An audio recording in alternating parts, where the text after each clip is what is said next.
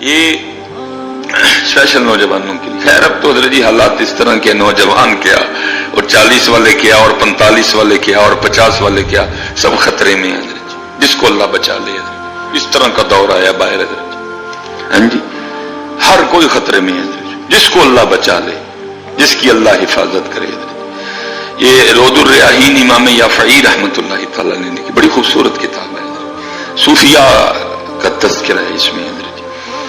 اس میں حضرت نے لکھا ہے کہ شہر بصرہ میں کوئی بزرگ تھے تو ان کے جسم سے نا کستوری کی، مسک کی خوشبو آیا کرتی تھی حضرت. لکھا ہے کہ وہ خوشبو اس قدر زیادہ تیز تھی کہ حضرت جس گلی سے بھی گزر جاتے نا تو لوگ بھی کہا کرتے تھے لگتا ہے مسکی رحمت اللہ تعالی علیہ گزر کے گئے ہیں، کیونکہ جسم سے خوشبو آتی تھی.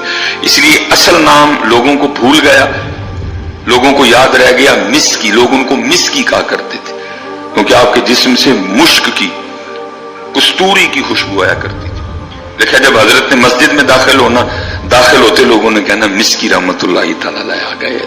اصل نام لوگوں کو بھول گیا، ان کا نام ہی پڑ گیا مسکی، مشک بار، جس سے مشک کی، کستوری کی خوشبو آئی.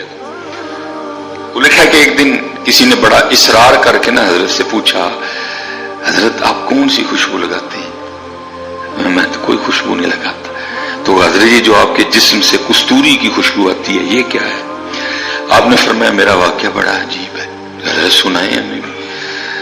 فرمایا میں جب جوان ہوا نا تو میں صرف جوان نہیں ہوا، اللہ نے شرم و حیا کے زیور سے بھی مجھے آراستہ کر رکھا تھا. اللہ نے شرم و حیا کی دولت مجھے وافر مقدار میں، آنکھیں نیچی رکھنی، یہ شرم و حیا ہے نا.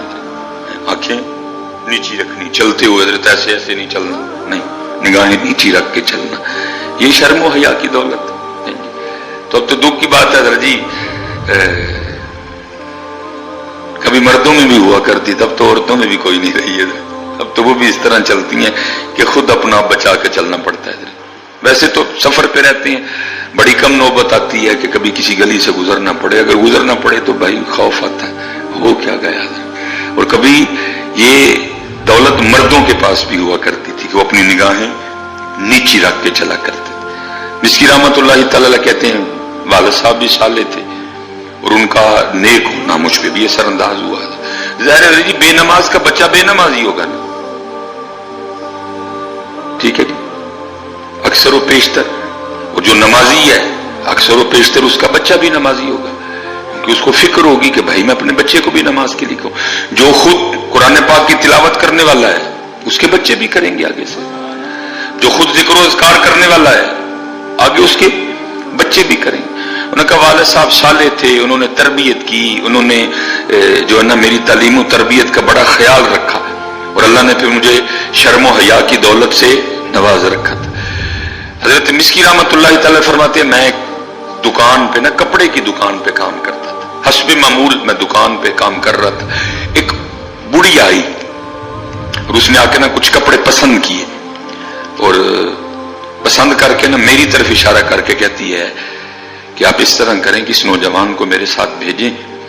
میری مالکن نے جو کپڑے اس میں سے رکھنے ہوں گے نا وہ رکھ لے گی اور جو نہیں رکھنے ہوں گے وہ واپس بھیج دے گی اور جو رکھے ہوں گے ساتھ ان کی قیمت بھی اس بچے کے ہاتھ بھیج دے گی. حضرت مسکی رحمت اللہ تعالی فرماتے ہیں کہ جی میں نے وہ کپڑے اٹھائے، اس بڑھیا کے ساتھ چلا گیا.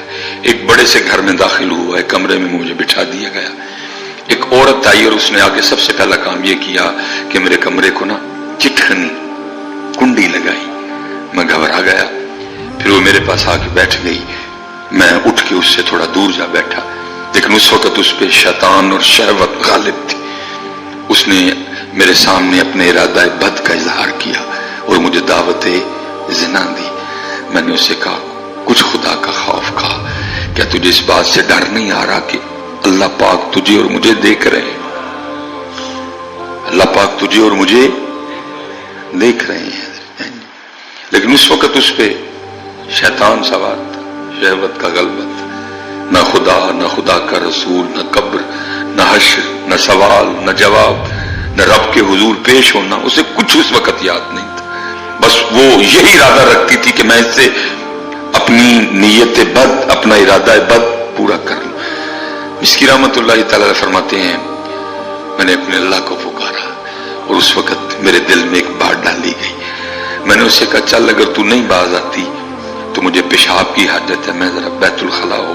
उसने कहा, हजरत मिस्की फरमाते हैं कि जब मैं बैतुल खला में गया ना तो वहां ज़ाहिर गंदगी इंसानी गलाजत पड़ी हुई थी। फरमाते मैंने बड़ा हौसला करके ना वो गलाजत उठाई और उसको अपने चेहरे और अपने जिस्म पे ना मल लिया। हाय हाय हाय, आज इतना बुरा हाल है हजरत, हम मौके ढूंढते फिरते हैं क्योंकि गुनाह का मौका मिले। लेकिन कैसा सोना दौर था कि गुनाह से बचने के लिए उन्होंने अपने मुंह और सारे जिस्म पे इंसानी पखाना, इंसानी गलाजत मल दी।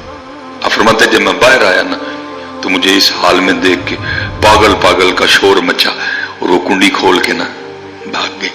मैं भी बाहर निकला, एक बाग में पनाह ली, वहां मैंने अपना सारा कुछ जो है ना उसको धोया, अपने रब का शुक्र अदा किया, या अल्लाह तूने बचा दिया।